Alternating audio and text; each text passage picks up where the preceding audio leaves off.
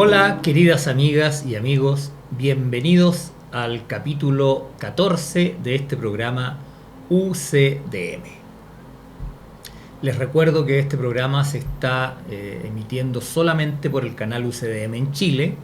Ya no lo encontrarán a partir del programa anterior en el canal de Alon Chile. Así que preocúpate de estar suscrito a el canal específico de Un Curso de Milagros que es UCDM en Chile. Bueno, como hemos dicho en varias oportunidades, este mundo es el opuesto a la verdadera realidad que Dios creó, ¿cierto?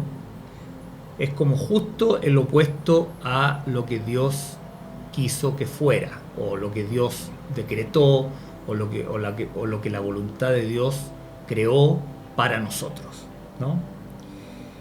Es por eso que en este capítulo vamos a tocar un interesante tema que es la confusión entre la dicha y el dolor. Y como este mundo es el opuesto al real, muchas veces confundimos la dicha con el dolor.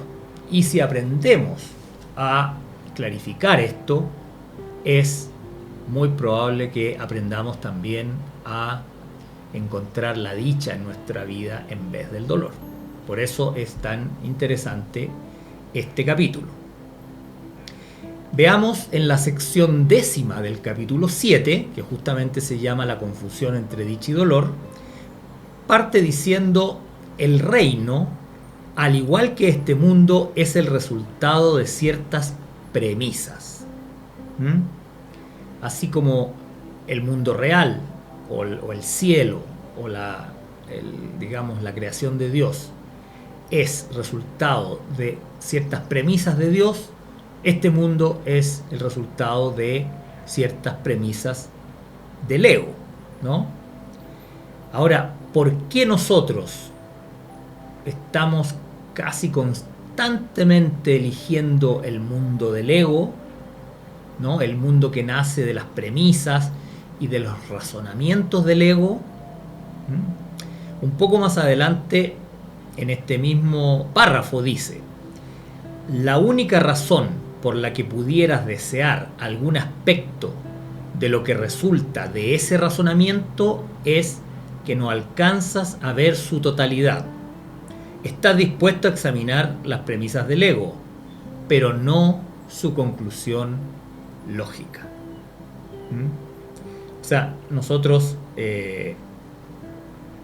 siempre escuchamos los razonamientos del ego, estamos muy abiertos a escuchar los razonamientos del ego, pero evitamos ir un poco más allá y preguntarnos a dónde me va a llevar esto. ¿Dónde me van a llevar los razonamientos egoístas, los razonamientos, personalistas del ego, los razonamientos que tienen que ver con la satisfacción instantánea, con cumplir nuestros deseos más básicos, ¿no?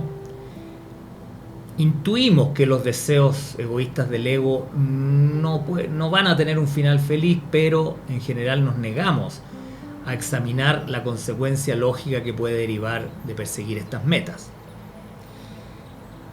Ahora yo quiero dar un ejemplo personal. No sé si es el mejor ejemplo, pero me da la impresión de que a mí me hace mucho sentido este ejemplo, ¿no? Que cuando yo era adolescente y adulto joven, tenía la fuerte convicción emocional de que si yo lograba encontrar una mujer suficientemente bella y joven y graciosa, ¿no? Y podía conquistarla y convencerla de que estuviese conmigo, ¿no? Como pareja, etcétera, yo tenía la convicción casi absoluta de que eso me iba a hacer feliz, me iba a traer la felicidad para siempre. Yo iba a ser una persona feliz a partir de ese instante. Y me negaba a seguir analizando el tema.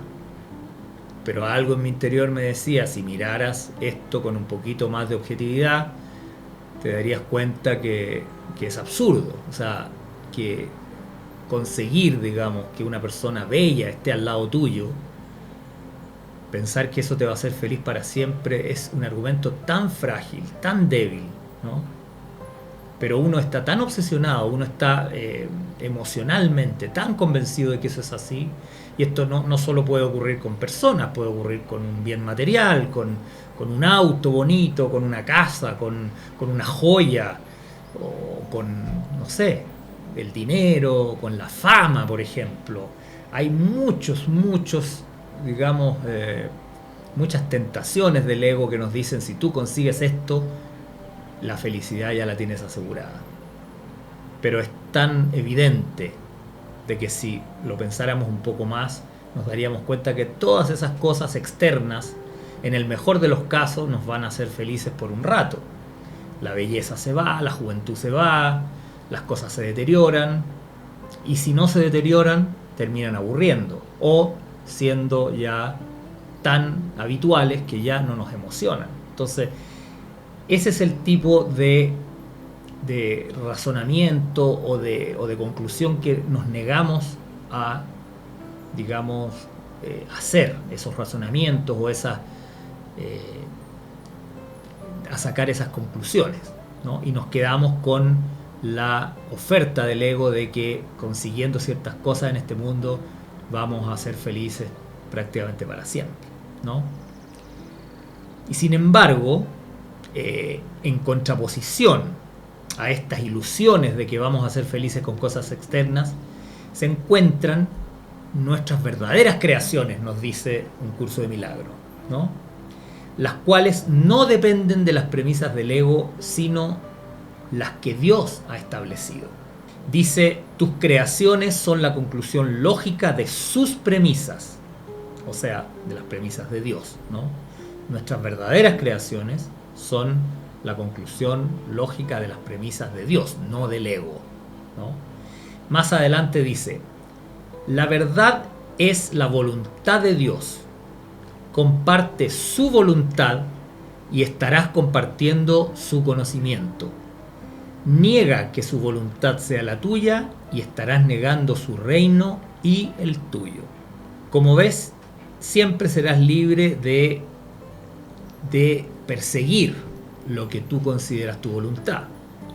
Sin embargo, mientras sigas identificándote con el ego, pensarás que los deseos del ego son los tuyos, ¿no? Y perseguirás aquellos deseos del ego con la promesa de que te van a hacer feliz.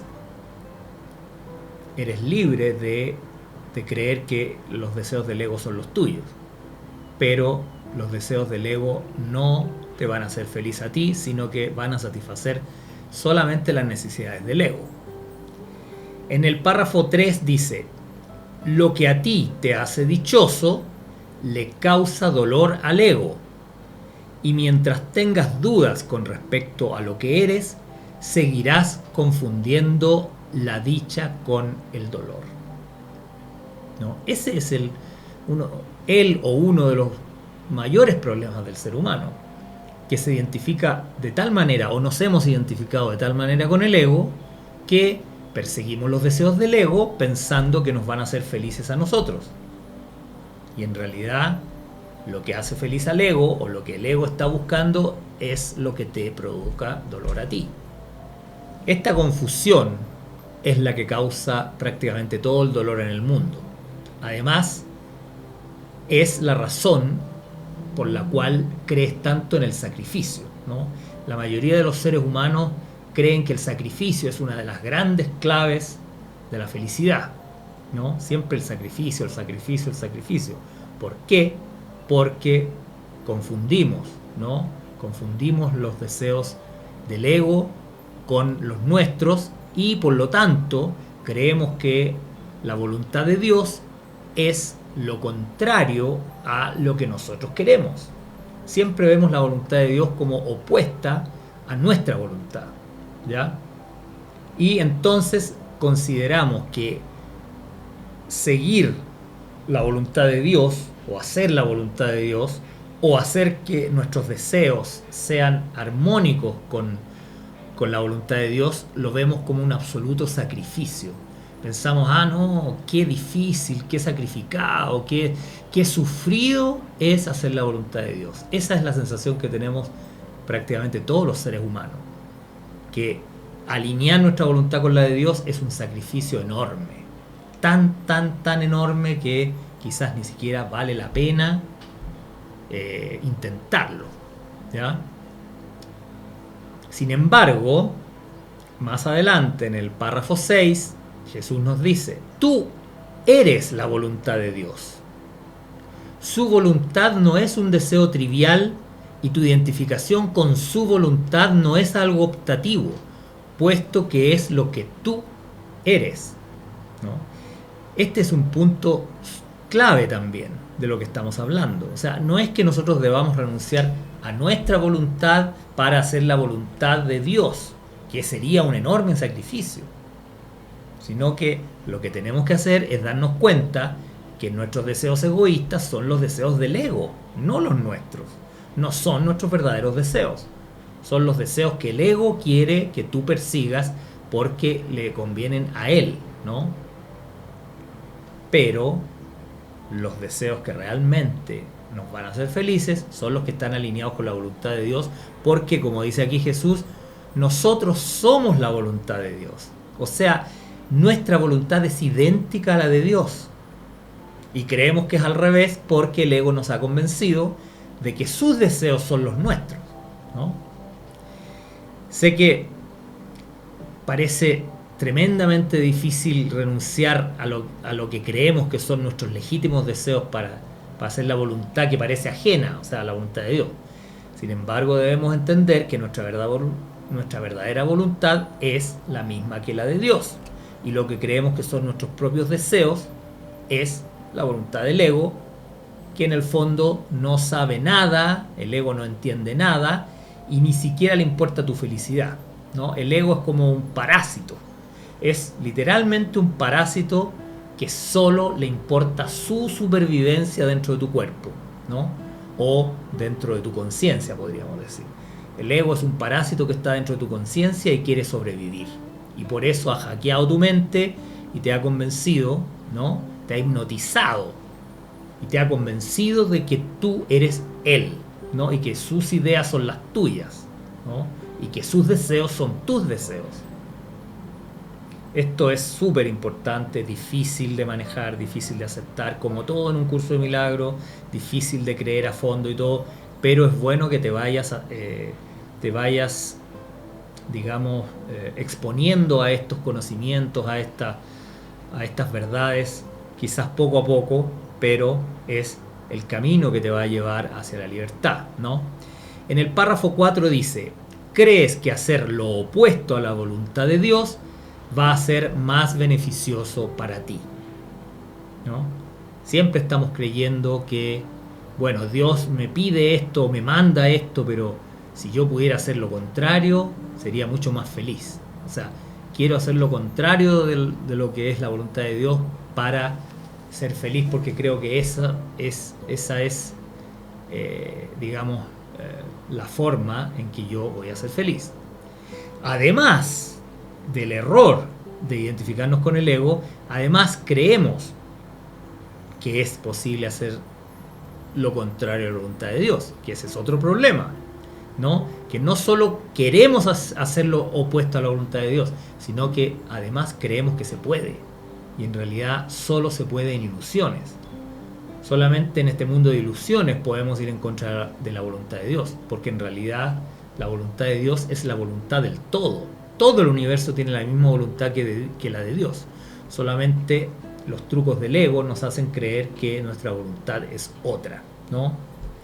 Y por eso, porque crees que puedes hacer lo contrario a la voluntad de Dios, crees que tienes la gran opción de elegir, ¿no? Y esa elección te parece deseable y a la vez temible, ¿no? Ahora bien, el Espíritu Santo siempre se pone de tu parte y de parte de tu fortaleza, ¿no? Eso es lo que dice un curso de milagro. El Espíritu Santo siempre estará aconsejándote para tu propia felicidad, ¿no? Para tu propio beneficio. siempre te guiará en la dirección de tu verdadero deseo, tu verdadero anhelo, que es igual a la voluntad de Dios. Bueno, por esto es tan fundamental, ¿no?, que aprendas a escuchar al Espíritu Santo en vez de escuchar siempre a tu ego. Y el Espíritu Santo te dirá, al contrario de lo que te dice el ego, que no tienes que luchar contra nada ni nadie, ¿no? Pues fuiste creado santo y perfecto y no necesitas cambiar nada, ni necesitas crear nada nuevo, ¿no? Porque ya fuiste creado pleno, completo y tal como debes ser. Jesús lo dice de la siguiente manera: la única manera de escaparse del error es decidiendo que no tienes nada que decidir. Se te dio todo porque así lo dispuso Dios. Esa es su voluntad y tú no puedes revocar lo que Él dispone. Es decir, aunque te esfuerces por ser una persona carente, aunque te esfuerces por ser una persona solitaria, aunque te esfuerces por ser una persona indigna, aunque te esfuerces por ser un pecador, aunque te esfuerces por ser una persona llena de problemas y defectos y de debilidades, siempre vas a seguir siendo aquel hijo santo y perfecto que Dios creó, ¿no? Puedes vivir la ilusión de que le has, torcido la mano a Dios al transformar al santo Hijo de Dios en un pobre pecador lleno de problemas, lleno de debilidades, lleno de necesidades y de insuficiencias. Puedes vivir la ilusión de que le estás doblando la mano y te has transformado en un pobre y miserable ser humano lleno de defectos y lleno de pecados y lleno de miseria, ¿no? Pero debes estar consciente que eso es solo una ilusión. Y quizás más importante, debes estar consciente que eso impedirá tu felicidad. O sea, el querer doblarle la mano a Dios y el creer que lo has hecho, ¿no?, el creer que has ido en contra de la voluntad de Dios, va a impedir tu felicidad. Como dice en el párrafo 8, si eres la voluntad de Dios y no aceptas su voluntad, estás negando la dicha, ¿no? Y este es un poco el resumen o la conclusión de lo que queríamos decir en este capítulo, ¿no? Que si tú en realidad eres la voluntad de Dios y rechazas la voluntad de Dios, te estás negando a ti mismo, estás negando la dicha, estás negando tu felicidad, tu plenitud, estás negando tu propio ser, ¿no? Luego Jesús hace una interesante mención al milagro con respecto a esto y dice: el milagro es, por lo tanto, una lección acerca de lo que es la dicha. Por tratarse de una lección acerca de cómo compartir, es una lección de amor, que es a su vez dicha. Todo milagro es, pues, una lección acerca de lo que es la verdad. Y al ofrecer lo que es verdad, estás aprendiendo a distinguir entre la dicha y el dolor, ¿no? O sea, cada milagro que sabemos que nace de tu voluntad de perdonar, te recuerda lo que es la verdad, ¿no? Tú has insistido en creer en la distorsión, ¿no? A creer en el hijo distorsionado de Dios, en el hijo pecador, en el hijo débil, en el hijo lleno de necesidades, lleno de carencias, ¿no? Pero cada vez que perdonas, cada vez que le entregas un resentimiento y un odio al Espíritu Santo, y por lo tanto perdonas esa maldad que estás viendo, esa pecaminosidad, ¿no?, esa indignidad del Hijo de Dios, cada vez que aceptas perdonar, el milagro te muestra la verdad, te muestra la impecabilidad del Hijo de Dios, te muestra la santidad de ti y de todos tus hermanos, o sea, de todo el Hijo de Dios. o, dicho de otra manera, de todos los hijos de Dios que formamos una perfecta unidad en el Cristo, ¿no? Entonces aquí vemos también cómo el milagro juega un rol fundamental en distinguir la verdad de la ilusión, y por lo tanto, al distinguir la verdad, esa verdad nos lleva al gozo, a la dicha, a la felicidad y a la absoluta paz interior. Insisto que suena como a sacrificio esto de hacer la voluntad de Dios, ¿no? Normalmente la gente piensa que va a tener que renunciar a sus deseos personales para hacer la voluntad de Dios, y la mayoría de la gente asocia la voluntad de Dios con algunos con hacerse sacerdote, otros con hacerse monja, otros con que hay que irse a África a cuidar a los leprosos, en fin, que hay que vivir en la pobreza absoluta, que hay que sacrificarse todo el día, ¿no? Entonces tenemos esa visión de que todo lo que es la voluntad de Dios es nuestra desdicha, ¿no? Nos va a llevar a la infelicidad. Sin embargo, cuando hablamos de alinear nuestra voluntad con la de Dios porque es la misma, nos referimos simplemente a amar al prójimo. Esa es la voluntad de Dios, que te ames a ti mismo, que ames a tu prójimo, que lo ames a él, ¿no? Es decir, renunciar a todo resentimiento, a todo odio, a todo desprecio, ¿no? A todo ataque, renunciar a todo ataque hacia el prójimo. Esa es la voluntad de Dios. O sea, la voluntad de Dios es que cada vez que el ego te dice ataca o serás atacado, o ataca porque el ataque es la mejor defensa, o ataca para proteger lo tuyo, o debes atacar antes de que los demás te destruyan a ti, eres como una oveja entre lobos y debes estar constantemente atacando, ¿no? Esa es la voluntad de Dios, que renuncies a ese ataque, que renuncies a ese resentimiento, a ese odio, a ese desprecio, ¿no? Y eso no es un sacrificio. O sea, caminar de rodillas hasta un santuario a 100 kilómetros de distancia, eso es un sacrificio, ¿no? Sin embargo, la voluntad de Dios nunca realmente implica sacrificios, sino que por el contrario es renunciar al dolor, renunciar al sufrimiento y renunciar a la pequeñez, a la pecaminosidad, a la indignidad del Hijo de Dios, ¿no? Así que bueno, no es fácil dar un giro tan radical a nuestra mente y a nuestra conciencia y comenzar a pensar justo en 180 grados opuesto a lo que acostumbramos a hacer, pero paciencia, siempre hemos dicho que esto es un curso, que hay que ir poco a poco avanzando en revertir la forma de ver la realidad, revertir la forma de pensar. Por eso los ejercicios de un curso de milagros son tan importantes, porque ayudan a cambiar nuestra mentalidad, nuestra forma de pensar, nuestra forma de ver la vida, y como vimos hoy día, las cosas que normalmente uno cree que nos van a hacer felices son las que nos llevan al dolor, y por el contrario, creer que alinear nuestra voluntad a la voluntad de Dios, que es el amor a todo el prójimo, sin excepción, ¿no? La voluntad de Dios es que ames a todos sus hijos, que son uno solo, que son el Cristo, ¿no?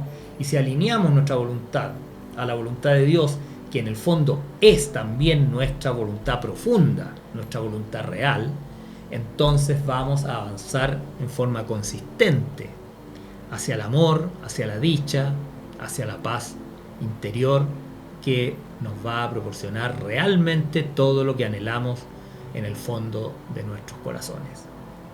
Bueno, espero que este capítulo les haya servido, les haya gustado. Si es así, danos tu like. Ojalá lo puedas compartir para que este mensaje llegue a más gente. Este es un mensaje difícil. Es difícil llegar a la gente con este mensaje tan profundo, tan directo, tan alineado con la voluntad de Dios, porque en este mundo prima siempre lo opuesto a la voluntad de Dios, como decíamos, y por lo tanto es difícil llegar a la gente. Yo te pido que nos ayudes a llegar a más gente con este mensaje, si es que te parece que es un mensaje positivo, un mensaje que aporta al camino de los hijos de Dios de vuelta al hogar. Bueno, eso ha sido todo por este capítulo 14 y nos vemos en el próximo programa de UCDM. Que tengas un maravilloso día.